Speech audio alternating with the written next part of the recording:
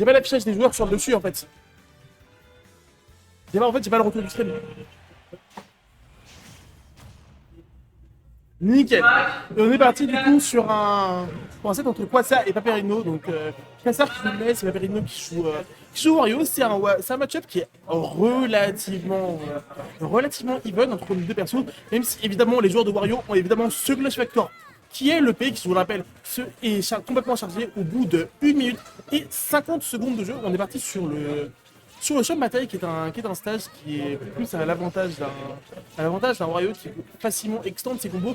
Mais après, il faut se rappeler que le NES a quand même pas mal d'arguments pour se défendre en dehors, pour se défendre notamment notre garde avec le yo-yo, qui est un très bon outil. Donc, pour le moment, donc, on est un peu sur notre râle. Les stocks, les pourcentages sont quasiment even pour nos deux joueurs. Et ça se cherche beaucoup. Jolie petite passe de Paperino, mais c'est plus reverse par Quasar qui a réussi à récupérer. Le neutral B qui était proposé en couverture de remontée sur le terrain, qui est tout de suite été contesté par un side B de Quasar. C'est une très très bonne option. Pour une fois, quelques paris, mais on est toujours dans une situation neutrale, même si c'est pour le moment Paperino qui a l'avantage des pourcents. Et on sait que Wario, c'est un personnage qui a pas beaucoup de mal à tuer. Petite dash attack qui est envoyé off stage, mais c'est tout de suite revenu dans le neutral.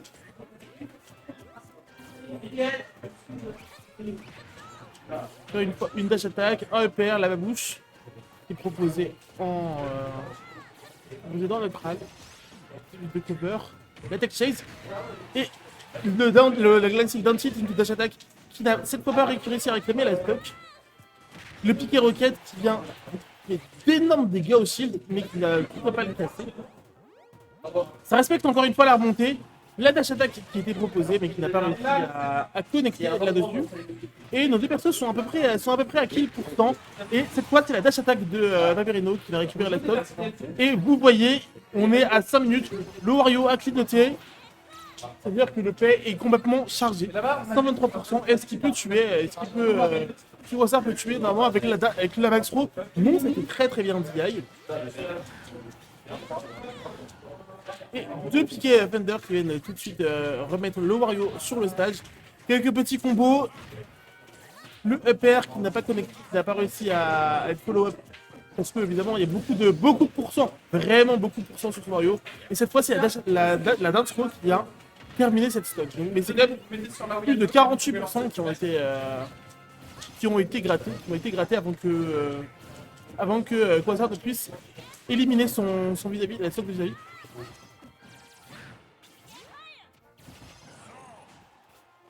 Et l'avantage qu'avait Paperino en termes de pourcent a déjà été reverse. Il n'y a pas eu vraiment de Japan Jet qui a été intenté. Même s'il a beaucoup utilisé le down B pour pouvoir temporiser. Et là, le petit rocket qui vient récupérer la stock, même s'il perd la sienne dans l'interaction. C'était un très très beau kill qui a été trouvé. Et nos deux joueurs se retrouvent à une stock restante.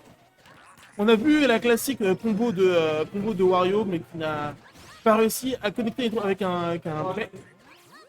Avec le WAP, je le rappelle, il est chargé depuis 1 minute et 30 secondes. Vous voyez le Wario clignoter sur le terrain. Belle spot dodge du up smash.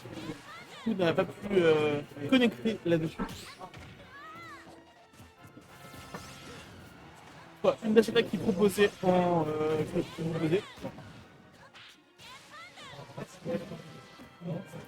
On voit souvent Quasar être proactif à tenter edgeguard. Et là, le P qui vient prendre cette game pour Paperino. Ça fait 1-0 pour le joueur de Wario.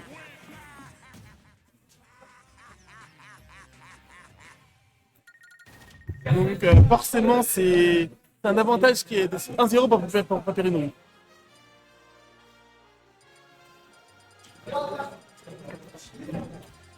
On va voir le counterpick de Quasar qui choisit à nouveau Battlefield. Et donc, comme on le rappelle, c'est un stage qui était à son avantage sur cette première game, mais qui n'a toujours pas été concrétisé avec le clutch factor qui est le père. pas de changement de personnage pour nos deux joueurs qui vont tout de suite se lancer sur cette game numéro 2.